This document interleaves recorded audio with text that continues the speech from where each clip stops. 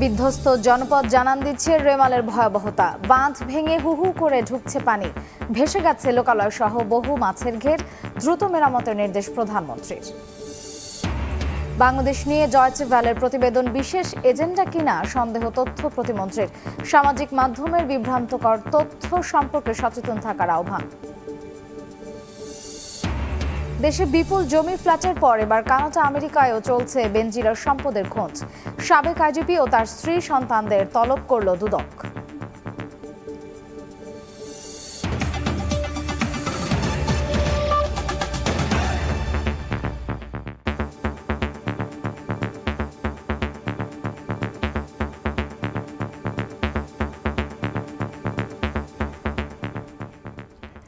দেখছিলেন শিরোনাম। প্রবাসের সময় সঙ্গে আছে আমি মার্জিয়া শ্রেয়া। এবার রেমালের প্রভাবে ক্ষয়ক্ষতির খবর। বিধ্বস্ত জনপদ জানান দিচ্ছে রেমালের ভয়াবহতা। সবখানে কেবলই ঘূর্ণিঝড়ের ক্ষতচিহ্ন। বাঁধ ভেঙে হু হু করে ঢুকছে পানি। 6 দশক ধরে সংস্কার চললেও সুরক্ষা দিতে পারেনি উপকূলের বেড়িবাঁধ। সংস্কারের নামে বছর বছর শত কোটি টাকা খরচ হলেও কাজের কাজ হয়নি। প্রতিবারের মতো এবারও মাশুল গুনছেন ভুক্তভোগীরা। এমন দুর্ভোগের জন্য পানি উন্নয়ন বোর্ডের উদাসীনতাকে দায়ী করেছেন সংসদ সদস্য ও স্থানীয়রা। আর ব্যর্থতা ঢাকতে অন্যের উপর দায় চাপাচ্ছে পানি উন্নয়ন বোর্ড। 60-এর দশকে নির্মিত খুলনার পাইকগাছা উপজেলার দেলুটি ইউনিয়নের তেলিখালির এই বাঁধ বারবার সংস্কার হয়, নতুন বাঁধ হয় না টেকসই। বর্তমানে বাঁধটির উচ্চতা 12 ফুট হলেও প্রয়োজন ছিল 14 ফুট। এতে জোয়ারের চাপে প্রতি বছর ভাঙে এই বাঁধ। বছর বছর সব হারিয়ে নিঃস্ব এই এলাকার মানুষ। আবার কোনো মতে ঘুরে দাঁড়ায়, আবার ভাঙে। কেন এই গলার কাটা দূর হয় না তা জানতে চাইলে প্রশ্নবিদ্ধ পানি উন্নয়ন বোর্ডই। ঘূর্ণিঝড় রেমালের তাণ্ডবে লণ্ডভণ্ড খুলনার উপকূল। সবচেয়ে বেশি ক্ষতিগ্রস্ত হয়েছে খুলনার উপকূলীয় অঞ্চল দাকোপ, পাইকগাছা ও কয়রা। জেলা প্রশাসকের কার্যালয়ের তথ্য বলছে 3 উপজেলার 55টি পয়েন্টে বাঁধ ভেঙে ও উপচে জোয়ারের পানিতে তলিয়ে গেছে অসংখ্য গ্রাম। এতে 5575টি মাছের ঘের এবং 3300টি পুকুরের মাছ ক্ষতিগ্রস্ত হয়েছে। বিধ্বস্ত হয়েছে প্রায় 77,000 বাড়িঘর। ঝড়ে ক্ষতিগ্রস্ত হয়েছে প্রায় 4,52,200 মানুষ। ঝড় গেলেও রয়ে গেছে ক্ষতচিহ্ন। এখনো পানিবন্দী কয়েক হাজার মানুষ। তাই দুশ্চিন্তায় খুলনার পাইকগাছা উপজেলার দেলুটি এলাকার কয়েক হাজার মানুষ। নিজ উদ্যোগে বেড়িবাঁধ মেরামতের আপ্রাণ চেষ্টা তাদের। বাঁশ কেটে বেড়িবাঁধের পাশ দিয়ে চলছে বাঁশের পাইলিং। তবে ক্ষণস্থায়ী এই পাইলিং কতটা বাঁচাতে পারবে তা নিয়েও রয়েছে সংশয়। স্থানীয়দের দাবি, দফায় দফায় দ্বারস্থ হবার পরও তোয়াক্কা করে না পানি উন্নয়ন বোর্ড। সংসদ সদস্য বলছেন, সংশ্লিষ্ট দপ্তরের উদাসীনতায় এই ভাঙন। 3বার বেড়িবাঁধ বাঁধছে কিন্তু টেকে নাই, নর্মাল ভাবে বাঁধতে গেছে। সরকার টাকার মনে টাকা দেয়, শুধু কোনো হারা কাজে দাঁড়ায় না। টাকাগুলো কি করে কি হয় হারাই জানে। সরকার আমাদের জন্য অনেক টাকা পয়সা খরচা করে, কিন্তু এই টাকা পয়সাগুলো কারা খায়? আমাদের ভেরিটাও তো সুন্দর মজবুত হয় না। এমন প্রশ্নের মুখে পানি উন্নয়ন বোর্ডের কর্মকর্তারাও বেশ কৌশলী। নিজের ব্যর্থতাকে অন্যের উপর চাপালেই যেন দায়মুক্ত। স্থানীয় জনগণের জায়গার উপর দিয়ে বাদ করার পরিকল্পনা ছিল, কিন্তু স্থানীয় জনগণ এখান থেকে জায়গা না দেয় আমরা সময় মতো কাজটি করতে পারিনি। এমন দায়সার অজুহাত শুনে ক্ষিপ্ত ভুক্তভোগীরা। জনপ্রতিনিধিরা বলছেন, দুর্যোগ এলেই বাঁধ নিয়ে শুরু হয় তোড়জোড়। বরাদ্দ হয় টাকা, এরপরও ভেঙে যায় সেই বাঁধ। দুর্যোগকালীন সময় যদি আমি দুর্যোগ ঠেকাতে যাই তাহলে সেটা ঠেকানো যায় না। সময় মতো সংস্কারের অভাব আছে এখানে। পানি উন্নয়ন বোর্ড এই দিকে খেয়াল করেন খুবই কম। মূলত 2017 সালের মে মাসে ঘূর্ণিঝড় মোরায় প্রায় 22 কিলোমিটার বেড়িবাঁধ ক্ষতিগ্রস্ত হয়। এর বাইরে ঘূর্ণিঝড় সিডর, আইলা, কোমেনের আঘাতে 19,000 কিলোমিটার বেড়িবাঁধের বড় অংশ ক্ষতিগ্রস্ত হয়। সেগুলো মেরামত এখনো শেষ হয়নি নতুন করে টেকসই নির্মাণও। এতে গোটা উপকূলীয় এলাকার ঝুঁকিতে ছিল শহর ও তীররক্ষা বাঁধ। বেড়িবাঁধের এই অবস্থার কারণ অনুসন্ধানে জানা যায়, দীর্ঘ সময়েও ওইসব বেড়িবাঁধের কোনো উন্নয়ন হয়নি। তবে কখনো কখনো মেরামতের নামে প্রচুর অর্থ নয়ছয় হয়েছে। আগের তুলনায় অল্প সময়ের ব্যবধানে আঘাত এনেছে একের পর এক ঘূর্ণিঝড়। এতে ওই পুরনো বাঁধ দিয়ে এখন অতিরিক্ত ঘূর্ণিঝড় ও জলোচ্ছ্বাস আটকানো অত্যন্ত কঠিন বলে মনে করছেন বিশেষজ্ঞরা। বাংলাদেশে প্রায় 19,000 কিলোমিটার বেড়িবাঁধ আছে। এর মধ্যে দেশের উপকূলীয় এলাকার 8,000 কিলোমিটার বেড়িবাঁধ ঝুঁকিপূর্ণ অবস্থায় রয়েছে। বেলাল হোসেন সজল, সময় সংবাদ, খুলনা। টেকসই বাঁধ নির্মাণ না হওয়ায় উপকূল অঞ্চল থেকে যাচ্ছে ঝুঁকিতে। এজন্য পানি উন্নয়ন বোর্ডের নজরদারির গাফিলতিকে দায়ী করেছেন বিশেষজ্ঞরা। 3 বছর আগে স্থায়ী বাঁধ নির্মাণে সরকার নীতিগত সিদ্ধান্ত নিলেও তা আলোর মুখ না দেখায় অপেক্ষাকৃত দুর্বল ঝড়েই ভেসে গেছে উপকূলের হাজার কোটি টাকার সম্পদ। সিডর আইলা তো বটেই, এমনকি আমফানের থেকেও 100 কিলোমিটার কম গতিতে বাংলাদেশের ওপর দিয়ে চলে গেছে ঘূর্ণিঝড় রেমাল। অতীত অভিজ্ঞতার তুলনায় যাকে মৃদু ঘূর্ণিঝড়ই বলা চলে, অথচ এতেই লণ্ডভণ্ড উপকূল অঞ্চলের 13টি জেলা। বাঁধ ভেঙে ভেসে গেছে 41,000-এর বেশি মাছের ঘের, 4,000-এর বেশি কাঁকড়ার ঘের ও প্রায় 27,000 পুকুর। রেমাল আঘাত হানার 1-2 দিন আগেই জেলায় জেলায় প্রস্তুতি সভা অনুষ্ঠিত হয়, যেখানে পটুয়াখালী পানি উন্নয়ন বোর্ডের নির্বাহী প্রকৌশলী জানান, জেলায় 1300 কিলোমিটার বাঁধের মধ্যে 10 কিলোমিটার বাঁধ ঝুঁকিপূর্ণ। তবে দুর্যোগের সময় জিও ব্যাগ ফেলে পরিস্থিতির মোকাবেলা করা যাবে। বাগেরহাট পাউবো জানায় 338 কিলোমিটারের মধ্যে 15 কিলোমিটার অনিরাপদ, সেটিও যথাসময়ে মেরামত করে ক্ষতি কমানো সম্ভব। অথচ রেমাল আঘাত হানার পর দেখা গেল পানি উন্নয়ন বোর্ডের সব কথাই যেন ফাঁকা বুলি। বাঁধ ভেঙে ভেসে গেল হাজার হাজার হেক্টর জমি, আর সরেজমিনে দেখা গেছে বাগেরহাটের মোরেলগঞ্জ, রামপাল ও মোংলা এলাকায় 95 কিলোমিটার এলাকায় বাঁধই নেই। দুর্যোগ বিশেষজ্ঞদের ইঙ্গিত পানি উন্নয়ন বোর্ডের গাফিলতি এবং দুর্নীতির দিকে। এখানে বাজেট ঘাটতির অজুহাত দেওয়ার সুযোগ নেই পাউবোর। এত বড় একটা খরা গেল, তখন তো বাঁধ মেরামতের কাজটা তারা করতে পারত। কিছু কিছু জায়গা তারা মেরামত করে নাই অথবা ঝুঁকিপূর্ণ ছিল, এবং তারা সেটা জানতো। যেহেতু ওই মিটিংয়ে তারা বলেছে 10 জায়গায়, তারা নিশ্চয়ই তার হিসাবে ছিল সেটা সে মেরামত করে না কেন?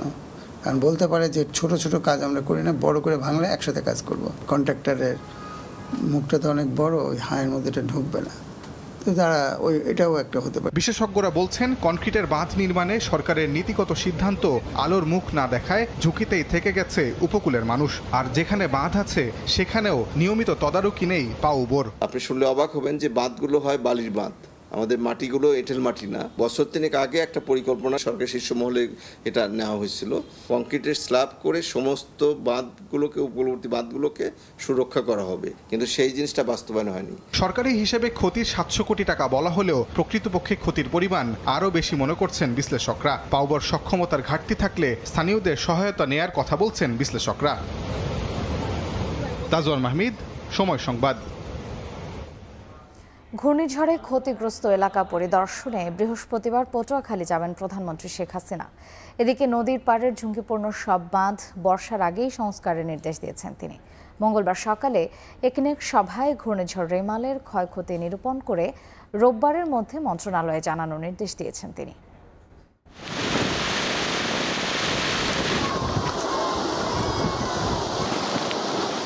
ঘূর্ণিঝড় রেমালে লণ্ডভণ্ড উপকূলীয় এলাকা, বাঁধ ভেঙে তলিয়ে গেছে বিস্তীর্ণ অঞ্চল। রাতভর গণভবনে বসে তদারকি করেছেন প্রধানমন্ত্রী শেখ হাসিনা, দিয়েছেন নির্দেশনা। মঙ্গলবার একনেক সভার শুরুতেই রেমাল নিয়ে বক্তব্য রাখেন প্রধানমন্ত্রী।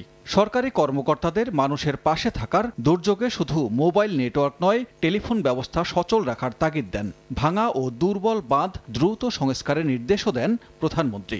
বলেন পানির ব্যবস্থা করতে, যাতে পীড়া না দেখা দেয়। বাঁধগুলো অনেক ড্যামেজ হয়ে গেছে। তিনি আদেশ দিলেন যে যত দ্রুত সম্ভব এগুলো সংস্কার করে কার্যকরী করতে হবে। সকল সরকারি কর্মকর্তাকে দুর্গতদের পাশে থাকার জন্য নির্দেশ দিয়েছেন। দুর্যোগ মন্ত্রণালয়কে যে ক্ষয়ক্ষতি হয়েছে এগুলি নিরূপণ করে আগামী রোববারের মধ্যে দুর্যোগ মন্ত্রণালয় থেকে সিদ্ধান্ত দিয়ে জানানো হবে। একনেক সভায় রোহিঙ্গাদের জীবন মান উন্নয়নে অনুমোদন দেওয়া হয় 2টি প্রকল্প। এতে প্রায় 3,265 কোটি টাকা অনুদান দেবে বিশ্বব্যাংক। আর ক্ষতিগ্রস্ত এলাকার পুনর্গঠনে বাংলাদেশ ঋণ নেবে প্রায় 4,500 কোটি টাকা। এছাড়াও সরকার ব্যয় করবে 750 কোটি টাকার মতো। মিয়ানমারে যেসব নাগরিক বাস্তুচ্যুত হয়ে বাংলাদেশে মাননীয় প্রধানমন্ত্রী আশ্রয় দিয়েছেন, তাদের জন্য ওয়ার্ল্ড ব্যাংক আমাদেরকে অনুদান দিচ্ছে, এবং সেই অনুদানটা 1 বছরের জন্য। চিটাগাং ডিভিশন সেই অঞ্চলে শিক্ষা, স্বাস্থ্য, অবকাঠামো, রেলওয়ে, সড়ক মেরামত করব, সেই জন্য প্রকল্প ঋণ আকারে দেওয়া হয়েছে। আর আমাদের জন্য যে প্রকল্পটি নেওয়া হয়েছে সেটি মাল্টি ইয়ার, বহু বছর, 3 বছরে 4 বছরের প্রকল্প বাস্তবায়িত হবে। সব মিলিয়ে অনুমোদন পাওয়া 11 প্রকল্পে সরকার ব্যয় করবে 6,541 কোটি টাকা। আর ঋণ ও অনুদান নিয়ে ব্যয় করা হবে 7,879 কোটি টাকা। মাননীয় প্রধানমন্ত্রী নিজেও একটা। সানবীর রূপল, সময় সংবাদ, ঢাকা। প্রাকৃতিক দুর্যোগে বারবার ক্ষতির মুখে পড়ছেন দক্ষিণ পশ্চিমাঞ্চলের চিংড়ি চাষিরা। ঘূর্ণিঝড় রেমালের জলোচ্ছ্বাসে ভেসে গেছে বাগেরহাটের 35,000 মাছের ঘের। একমাত্র উপার্জনের মাধ্যম শত কোটি টাকার মাছ ভেসে যাওয়ায় দিশেহারা চাষিরা। যুগ যুগ ধরে দক্ষিণাঞ্চলের মানুষের মুখে হাসি ফুটিয়েছে সাদা সোনা খ্যাত চিংড়ি। এই অঞ্চলের মানুষের বড় অংশেরই জীবিকা নির্বাহ হয় এই চিংড়ি থেকে। তবে বছরের পর বছর একের পর এক প্রাকৃতিক দুর্যোগে বিপর্যস্ত এই ঘাটটি। লোকসানের মুখে জীবিকা সংকটেও রয়েছেন স্থানীয় চাষিরা। সর্বশেষ যে ঘূর্ণিঝড় রেমেলের আঘাত, এর ফলেও কিন্তু আসলে লন্ডভন্ড হয়ে গেছে উপকূলীয় জেলা বাগেরহাট সহ খুলনা, সাতক্ষীরা এবং ক্ষতির মুখে পড়েছে মৎস্য খাত। মাছের ঘের, চাষাবাদ সব শেষ। সরাসরি ওভারফ্লো হয়ে 4 ফুট উচ্চতায় পানি ঢুকে গেছে। এই মৎস্য ঘেরগুলো সম্পূর্ণ একাকার হয়ে গেছে। মোড়লগঞ্জ উপজেলায় ঘষিয়াখালী, সেখানে বিস্তীর্ণ অঞ্চল জুড়ে আসলে দেখা যাচ্ছে একাকার হয়ে গেছে পানিতে। সেখানে আসলে বোঝার উপায় নেই যে এখানে অনেকগুলা ঘের পূর্বে ছিল, একটি ঘেরে রূপান্তর হয়েছে এবং প্রতিটি ঘেরের মাছ আসলে যে সাধারণত চিংড়ির কথা বলা হয়, সেই চিংড়ি বিভিন্ন জায়গায় চলে গেছে। আগে পিছিয়ে তো বন্যা হয়েছে, তা এরকম বন্যা এই প্রথম দেখলাম আর কি। বড় ছোট সব ঘের মিশে একাকার হয়ে গেছে। স্থানীয়রা তারা নেট জাল দিয়ে নিজেদের সাধ্য অনুযায়ী বাঁধ সংস্কার করে এই যে ক্ষতি সেটি ঠেকানোর চেষ্টা করেছেন এবং অন্তত যে 100 কোটি টাকার ক্ষতি সরকারি বেসরকারি সহযোগিতা না পেলে তাদের কিন্তু এই ক্ষতি পুষিয়ে ওঠা যেমন সম্ভব নয়, তেমন ঘুরে দাঁড়ানো সম্ভব নয়। ঘর বাড়ি গাছপালা দিয়ে মাছ চাষ দিয়ে সব জায়গায় আমরা খুব ক্ষতিগ্রস্ত। জীবিকা সংকটে পড়ছেন চাষিরা। তারা কিন্তু বলছেন এইভাবে যদি একের পর এক প্রাকৃতিক দুর্যোগ সহ বিভিন্ন কারণে তারা ক্ষতিগ্রস্ত হতে থাকেন, তাহলে আসলে জীবিকা পরিবর্তন ছাড়া তাদের কাছে বিকল্প আর কোনো উপায় থাকবে না। তো বাগেরহাটের উপকূল থেকে চিংড়ি সহ মৎস্যঘেরের যে ক্ষতি, আমার কাছে এই ছিল সর্বশেষ।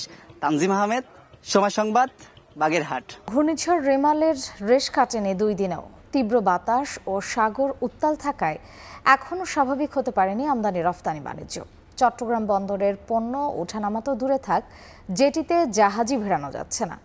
বহির্নোঙরেও 49টি জাহাজ থেকে পণ্য খালাস বন্ধ রয়েছে। সাক্ষর চোপড় ক্যামেরায় বিস্তারিত জানাচ্ছেন কমল দে। ঘূর্ণিঝড় রেমাল কেটে গেল, তার প্রভাবে সাগর উত্তাল এবং ঝোড়ো হাওয়া বয়ে যাওয়ায় বিপর্যয়ের কবলে পড়েছে দেশের আমদানি রপ্তানি বাণিজ্য।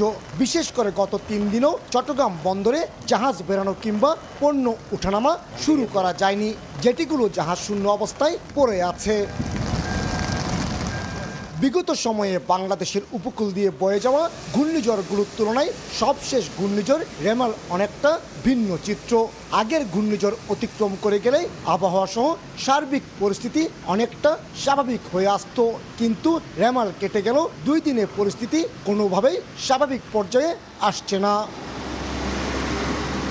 এদিকে গত 3 দিনও বহির্নোঙর থেকে পণ্যবাহী মাদার ভেসেলগুলোকে চট্টগ্রাম বন্দরের জেটিতে ফিরিয়ে আনা যায়নি। তীব্র স্রোত এবং উত্তাল সাগরের কারণে বন্দরের পাইলটবাহী বোটগুলো জাহাজের পাশে ভিড়তে পারছে না। ফলে এসব মাদার ভেসেলকে পাইলটিং করে জেটিতে আনতে ব্যাক পেতে হচ্ছে।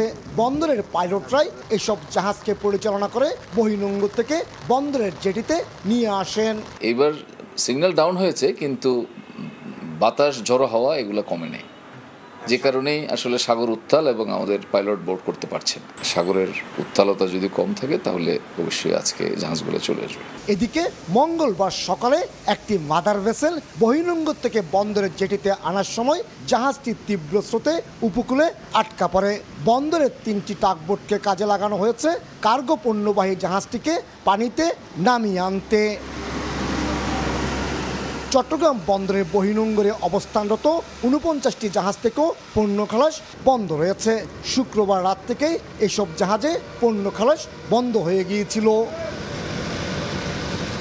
শুক্রবার রাতে 9 নম্বর মহাবিপদ সংকেত দেওয়ার পরপরই এই জাহাজগুলিকে বহির্নোঙরে চলে যাওয়ার নির্দেশনা দিয়েছিল বন্দর কর্তৃপক্ষ। পরদিন শনিবার সকালে এসব জাহাজ বহির্নোঙরে চলে যায়, কিন্তু ঘূর্ণিঝড় অতিক্রম করে গেল। সাগর এখনও তীব্র উত্তাল, তীব্র ঢেউ এবং স্রোতে এই জাহাজগুলিকে বন্দরে ফেরাতে গেলে দুর্ঘটনার সংখ্যা থেকে যাচ্ছে। আর তাই বিপর্যয়ের কবলে রয়েছে দেশের আমদানি রপ্তানি বাণিজ্য। চট্টগ্রাম বন্দর থেকে কমল দে, সময় সংবাদ। ঘূর্ণিঝড় রেমাল আঘাত হানার 2 দিন পরও সারা দেশে এখনও অচল 26,000 মোবাইল টাওয়ার। অপারেটররা বলছে বিদ্যুৎ ও জেনারেটর দিয়ে গত রাত থেকে সকাল পর্যন্ত সচল হয়েছে মাত্র 7,000 টাওয়ার। বিটিআরসির সবশেষ তথ্য বলছে পিরোজপুর, ঝালকাঠি, মুন্সিগঞ্জ, নেত্রকোনা, মৌলভীবাজার ও বরিশালে অচল রয়েছে প্রায় 75 থেকে 85% সাইট। এতে যোগাযোগ বিচ্ছিন্ন হয়ে চরম ভোগান্তিতে গ্রাহকরা। কল দিলেও যাচ্ছে না, ফোনের ডিসপ্লেতে ভাসছে নো নেটওয়ার্ক। শুধু কথা বলাই নয়, জরুরি প্রয়োজনে মোবাইল ব্যাংকিংয়ে স্বজনদের কাছে পাঠানো যাচ্ছে না টাকাও। ঘূর্ণিঝড় রেমাল আঘাত হানার পর বিদ্যুৎ বিচ্ছিন্ন হয়ে সারা দেশে থাকা ৫৮,০০০-এর বেশি মোবাইল টাওয়ারের মধ্যে অচল অবস্থায় আছে ২৬,০০০। বিদ্যুৎ ও জেনারেটর দিয়ে সকাল থেকে সচল হয়েছে ৭,০০০ টাওয়ার। দুর্গত এলাকায় ব্রডব্যান্ড ইন্টারনেটের ৩২০টি পপের মধ্যে অকার্যকর হয়ে গেছে ২৫০টি। সব মিলিয়ে চরম ভোগান্তিতে পড়েছেন গ্রাহকরা। কারেন্ট না আসার কারণে আমরা ৪ দিন ধরে কোনো নেটওয়ার্ক আমাদের নেই, টাকা পাঠাইতে পারি নাই, লোকজন আইসা ঘুরে জায়গা নেটওয়ার্ক চলতেছে না, কখনো আসতেছে খুব কম, না থাকার মতো আর কি। নেটওয়ার্ক দুর্বলের কারণে আমরা আমাদের আত্মীয় স্বজন খোঁজ খবর নিতে পারতেছি না। অচল মোবাইল টাওয়ারে দ্রুত বিদ্যুৎ সংযোগ নিশ্চিত করতে বিদ্যুৎ বিভাগকে অনুরোধ করেছে বিটিআরসি। যদিও বুধবারের আগে নেটওয়ার্ক পরিস্থিতি পুরোপুরি স্বাভাবিক হওয়ার সম্ভাবনা দেখছে না অপারেটররা। প্রায় আমাদের তো ১৬,০০০ সাইট আছে, ১৬,০০০ সাইটের দিকে প্রায় আমাদের ৮,০০০ সাইটে কোনো পাওয়ার ছিল না, ইলেকট্রিসিটি ছিল না এবং আউট অফ সার্ভিস হয়ে গিয়েছিল। হোপফুলি এগুলো আজকে এবং আগামীকালকের মধ্যে এই সাইটগুলো হয়তো আমরা পুনরুদ্ধার করতে পারবো। এদিকে দুর্গত এলাকার গ্রাহকদের জন্য বিনামূল্যে ১০ মিনিট টক টাইম এবং ৫০০ MB ডাটা অফার করছে রবি বাংলা লিংক ও গ্রামীণ ফোন। ২ এবং ৩ দিন মেয়াদে একজন গ্রাহক এই সুবিধা নিতে পারবেন একবার। শুভ খান, সময় সংবাদ, ঢাকা। জাতিসংঘে বাংলাদেশের শান্তিরক্ষী ও মানবাধিকার নিয়ে জার্মান গণমাধ্যম ডয়েচে ভ্যালের তথ্যচিত্র কোনো এজেন্ডার অংশ কিনা তা নিয়ে সন্দেহ প্রকাশ করেছেন তথ্য ও সম্প্রচার প্রতিমন্ত্রী। সামাজিক মাধ্যমের বিভ্রান্তিকর তথ্য সম্পর্কে সচেতন থাকার আহ্বান জানিয়েছেন তিনি। মঙ্গলবার সকালে রাজধানীর আগারগাঁওয়ে এক কর্মশালায় গাজায় ইসরায়েলের মানবাধিকার নিয়ে প্রতিবেদন করে ডয়েচে ভ্যালেকে নিজেদের নিরপেক্ষতা প্রমাণের তাগিদ দিয়েছেন তিনি। বাংলাদেশ সেনাবাহিনী, র্যাপিড অ্যাকশন ব্যাটালিয়ন র্যাব ও জাতিসংঘ শান্তিরক্ষা বাহিনীতে বাংলাদেশের সশস্ত্র বাহিনীর সদস্যদের নিয়ে সম্প্রতি জার্মান ভিত্তিক গণমাধ্যম ডয়েচে ভেলের তথ্যচিত্র নিয়ে প্রশ্ন উঠেছে নানা মহলে। একপেশে পক্ষপাতমূলক প্রতিবেদনের বড় একটি অংশ জুড়েই ছিল নির্ভরযোগ্য তথ্য উপাত্ত ছাড়া উদ্দেশ্যমূলক ধারা বর্ণনা। এতে সাংবাদিকতার নীতি নৈতিকতা কতটা মানা হচ্ছে প্রশ্ন উঠেছে তা নিয়ে। ২০০৯ সালে শ্রীলঙ্কায় তামিল বিদ্রোহ দমনের ছবি দেখিয়ে অবতারণা করা হয়েছে নানা প্রসঙ্গের। আর এটি শান্তিরক্ষা মিশনে বাংলাদেশের সেনা পাঠানো বন্ধ করতে নতুন কোনো তৎপরতা কিনা এমন সংশয় সামনে আসছে। প্রতিবেদনটি নিয়ে সেনা সদরের প্রতিবাদের পর মুখ খুলেছেন স্বয়ং সেনাবাহিনী প্রধানও। ডয়েচে ভেলের রিপোর্ট উদ্দেশ্যমূলক উল্লেখ করে সেনাপ্রধান পাল্টা প্রশ্ন রাখেন, বাংলাদেশ সেনাবাহিনী মানবাধিকার লঙ্ঘন করেছে এমন উদাহরণ দিতে পারবে কি কেউ? মঙ্গলবার সকালে রাজধানীর আগারগাঁওয়ে এক কর্মশালায় বিষয়টি নিয়ে কথা বলেন তথ্য ও সম্প্রচার প্রতিমন্ত্রী। ডয়েচে ভেলের তথ্যচিত্র বিশেষ এজেন্ডা ভিত্তিক কিনা তা নিয়ে সংশয় তার। একই সঙ্গে গাজায় ইসরায়েলি বাহিনীর গণহত্যা সহ মানবাধিকার লঙ্ঘন নিয়ে প্রতিবেদনের মাধ্যমে জার্মান ভিত্তিক গণমাধ্যমটিকে নিজেদের প্রকৃত স্বাধীনতা যাচাইয়ের অনুরোধ জানান তথ্য প্রতিমন্ত্রী। DW একটা রিপোর্ট করেছে হিউম্যান রাইটস নিয়ে। অদ্ভুতভাবে অবাক হলাম, শ্রীলঙ্কার কনটেক্সটের সাথে বাংলাদেশ নিয়ে এসেছে। তাদের যদি হিউম্যান রাইটসের প্রতি এত কমিটমেন্ট থাকে সেটা প্রমাণ তারা দেখ। গাজাতে যে হিউম্যান রাইটস ভায়োলেশন হচ্ছে, জেনোসাইড হচ্ছে, সেটার উপর আর একটা ডকুমেন্টারি তারা বানিয়ে দেখ এবং তার মাধ্যমে তাদের কমিটমেন্ট টু হিউম্যান রাইটস আর প্রুফ করুক। সামাজিক যোগাযোগ মাধ্যমে বিভ্রান্তিকর তথ্য দিয়ে মানুষকে ঝুঁকিতে ফেলছে কিছু গোষ্ঠী। সেসব প্রতিরোধে সরকারের অবস্থানও তুলে ধরেন তথ্য প্রতিমন্ত্রী। কত নারী শিশু গ্রামে গঞ্জে মফস্বলে ঝুঁকির মধ্যে পড়ে যান অপতথ্যের দ্বারা শিকার হয়ে সামাজিক যোগাযোগ মাধ্যমে। কর্মশালায় তথ্য নিয়ে স্বচ্ছতা ও জবাবদিহিতা নিশ্চিতের তাগিদও দেন প্রতিমন্ত্রী। তথ্যের মালিক জনগণ, তথ্যের কাস্টোডিয়ান শুধু সরকার বা সরকারের প্রশাসনে কাজ করছেন যারা, তারা। চন্দ্রিমা চৌধুরী, সময় সংবাদ, ঢাকা। দেশে বিপুল জমি ফ্ল্যাটের পর এবার কানাডা আমেরিকাতেও বেনজির আহমেদের সম্পদের খোঁজে দুদক। সংস্থাটির আইনজীবী জানিয়েছেন, জিজ্ঞাসাবাদ করতে ৬ জন সাবেক আইজিপি এবং ৯ জন তার স্ত্রী ও সন্তানদের তলব করা হয়েছে।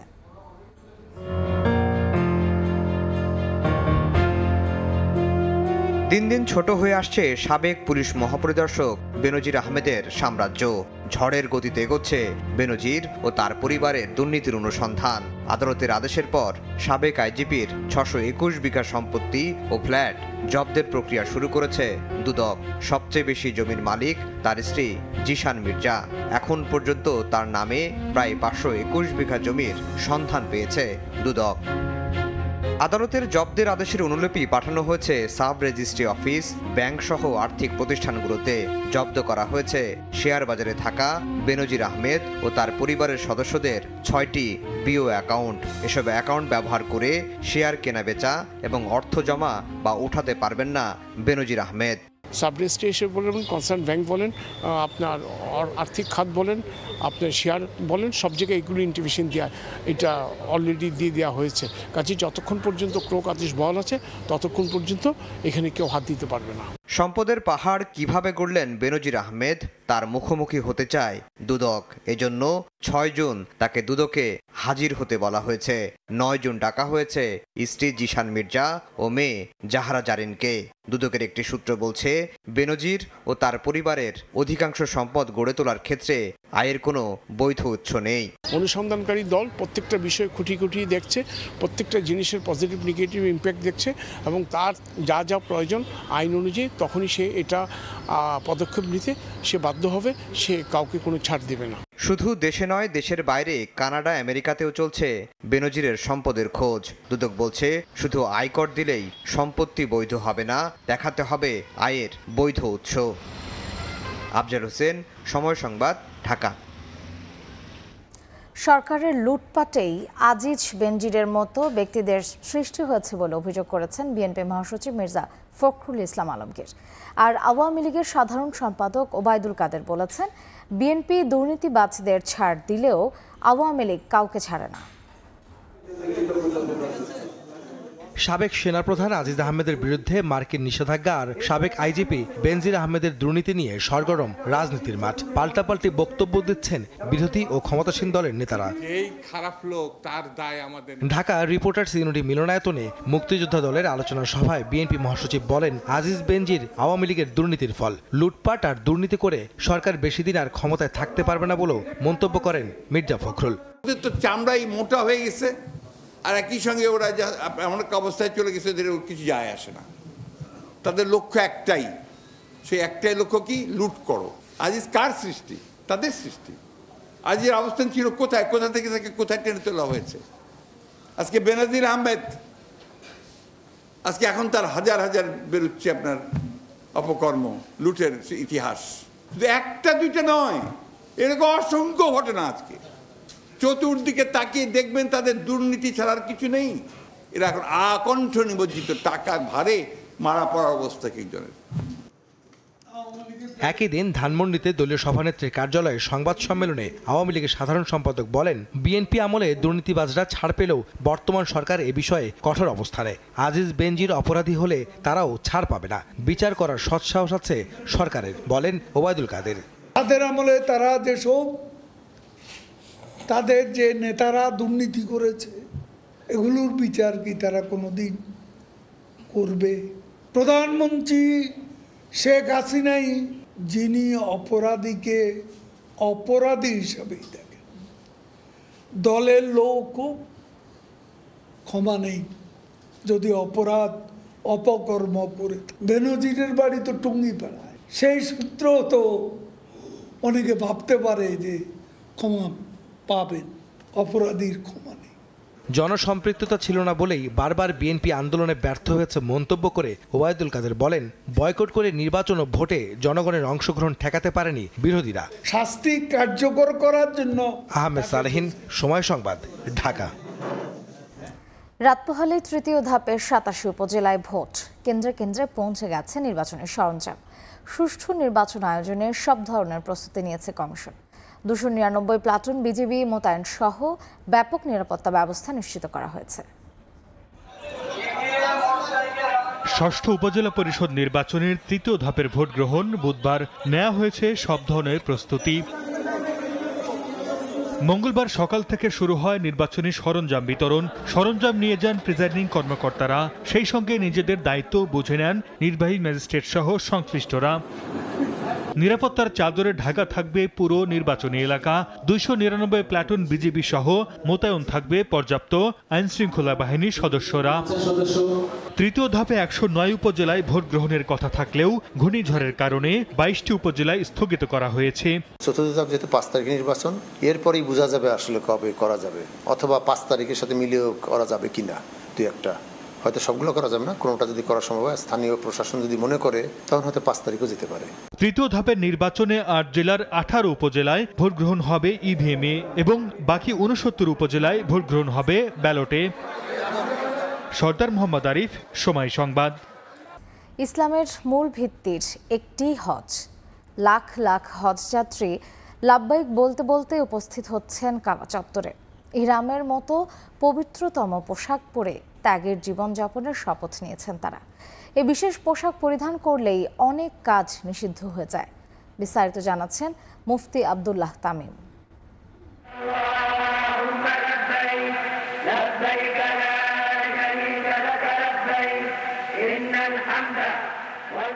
হজ ও ওমরার ইহরাম বাঁধার পর অনেক কাজ নিষিদ্ধ হয়ে যায়। পুরুষরা মাথা ও মুখ ঢাকতে পারবে না, কান ও ঘাড় পা খোলা রাখতে হবে। সেলাই করা কোনো পোশাক পরতে পারবেন না, তবে ঘড়ি, বেল্ট ও সাথে থাকা ব্যাগে সেলাই থাকলে সমস্যা নেই। পায়ের পাতার উপরের অংশ ঢেকে যায় এমন জুতা পরাও নিষেধ। চুল দাড়ি আঁচড়ানো ও সিঁথি করাও নিষিদ্ধ। নারীরা চেহারায় কাপড় লাগাতে পারবেন না, তবে মাথা ঢেকে রাখতে হবে। বিভিন্ন সাজ প্রসাধনী ঘ্রাণমুক্ত হলেও ব্যবহার করা নিষেধ। ইহরাম বাঁধার পর পুরুষ নারী উভয়ের জন্য আরও কিছু বিষয় নিষিদ্ধ হয়ে যায়। সুগন্ধি ব্যবহার করা যাবে না। সুগন্ধি সাবান, পাউডার, ক্রিম, পারফিউম ব্যবহার নিষিদ্ধ। সুগন্ধি জর্দাও খাওয়া যাবে না। হাত পায়ের নখ কাটা, ছোট করা যাবে না। বিবাহ সংক্রান্ত আলোচনা করা নিষেধ। সহবাস করা, কামবাব সৃষ্টি হয় এমন কথা ও কাজ করাও নিষেধ। মুফতি আব্দুল্লাহ তামিম, সময় সংবাদ। নরওয়ের অন্যতম প্রধান পর্যটক আকর্ষণ অপেরা হাউসে ভিড় করছেন পর্যটকরা। অসলোয় অবস্থিত দৃষ্টিনন্দন স্থাপত্য শৈলীতে মুগ্ধ হচ্ছেন সবাই। নরওয়ে থেকে জাহাঙ্গীর আকাশের রিপোর্টে বিস্তারিত। নরওয়ের অসলোর অন্যতম প্রধান পর্যটক আকর্ষণ অপেরা হাউস। এর দৃষ্টিনন্দন স্থাপত্য শৈলী আকৃষ্ট করে দেশি বিদেশি পর্যটকদের। দৃষ্টিনন্দন এই স্থাপত্য তৈরিতে বাংলাদেশি মুদ্রায় খরচ হয়েছে 4,300 কোটি টাকা। এর ভেতরে আছে 1,100টি কক্ষ। এছাড়া অপেরা, ব্যালে ও কনসার্টের জন্য আছে 3টি বড় হল। 2003 সালে এর নির্মাণ কাজ শুরু হয় আর 2008 সালে আনুষ্ঠানিকভাবে অপেরা হাউসটি উদ্বোধন করা হয়। বিশ্বের বিভিন্ন দেশ থেকে পর্যটকরা অসলোতে এলে এই অপেরা হাউস দেখতে ভুল করেন না। অনেকেই আবার হেঁটে ছাদে উঠে সমুদ্র, শহর ও প্রকৃতি উপভোগ করেন। It's nice here, but when I never came to the idea that it will be the top of an iceberg. এটি বিশ্বের প্রথম অপেরা হাউস যার ছাদে হাঁটতে পারে মানুষ। বৃষ্টির মধ্যেও মানুষের ঢল থেমে নেই এই অপেরা হাউসকে দেখার জন্য, একটু অবলোকন করার জন্য, এখান থেকে প্রকৃতির এক অপরূপ সৌন্দর্য আনন্দ উপভোগ করার জন্য। জাহাঙ্গীর আকাশ, সময় সংবাদ, অসলো, নরওয়ে। বাংলা একাডেমি পুরস্কারপ্রাপ্ত কবি শামীম আজাদ ও কথা সাহিত্যিক সালেহা চৌধুরীকে ব্রিটেনের সাহিত্য ও সাংস্কৃতিক সংগঠনের পক্ষ থেকে দেওয়া হয়েছে সংবর্ধনা। পূর্ব লন্ডনের এন্টারপ্রাইজ একাডেমির হলরুমে এই অনুষ্ঠানের আয়োজন করা হয়। সেখানে উপস্থিত ছিলেন ব্রিটেনের 33টি সংগঠনের কবি, সাহিত্যিক, সংস্কৃতিকর্মী ও কমিউনিটি নেতৃবৃন্দ। উদ্যোক্তাদের পক্ষ থেকে কবিদেরকে ফুলের মালা ও উত্তরীয় পরিয়ে বরণ করে নেওয়া হয়। অনুষ্ঠানের সূচনা পর্বে কবি শামীম আজাদের জীবন বৃত্তান্ত পড়ে শোনান সাংস্কৃতিকর্মী স্মৃতি আজাদ এবং কবি সালেহা চৌধুরীর জীবনী পাঠ করেন আবৃত্তিকা নজরুল ইসলাম ওকিব। পোর্ট্রেট তুলে দেওয়ার জন্য আমন্ত্রণ জানাচ্ছি এবং এত চমৎকার জাপানের নাগাসাকিতে বাংলাদেশের অর্থায়নে নির্মিত শান্তি স্মৃতিস্তম্ভের উদ্বোধন করলেন গৃহায়ন ও গণপূর্ত মন্ত্রী আম উবায়দুল মুক্তাদির চৌধুরী। মঙ্গলবার জাপানের নাগাসাকি শহরের পিস পার্কে স্মৃতিস্তম্ভটি নির্মিত হয়েছে। উদ্বোধন অনুষ্ঠানে জাপানে নিযুক্ত বাংলাদেশের রাষ্ট্রদূত শাহাবুদ্দিন আহমদও উপস্থিত ছিলেন। প্রধানমন্ত্রী শেখ হাসিনার নির্দেশে একটি পারমাণবিক বোমামুক্ত বিশ্বের জন্য জাপানের জনগণকে ও বিশ্বের শান্তির সংস্কৃতির বার্তা পৌঁছে দেওয়ার অংশ হিসেবে বাংলাদেশ সরকার নাগাসাকি পিস পার্কে শান্তি স্মৃতিস্তম্ভ নির্মাণের প্রস্তাব দেয়। স্থপতি অনিন্দ পণ্ডিতের নকশা করা ও 3 মিটার উঁচু এই স্মৃতিস্তম্ভটি কালো গ্রানাইট ও সাদা মার্বেল পাথর দিয়ে নির্মিত। উদ্বোধনের পর গণপূর্ত মন্ত্রীর নেতৃত্বে বাংলাদেশের প্রতিনিধি দল পিস মেমোরিয়াল জাদুঘর পরিদর্শন করে। এ পর্যায়ে শীর্ষ সংবাদগুলো জানিয়ে দিচ্ছে আরেকবার।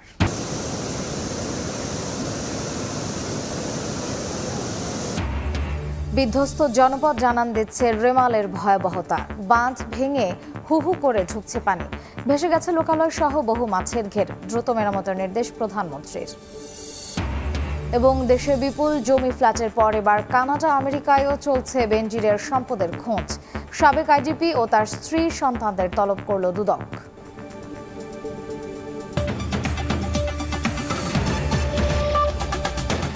এই ছিল প্রবাসের সময়। সঙ্গেই থাকুন সময়ের।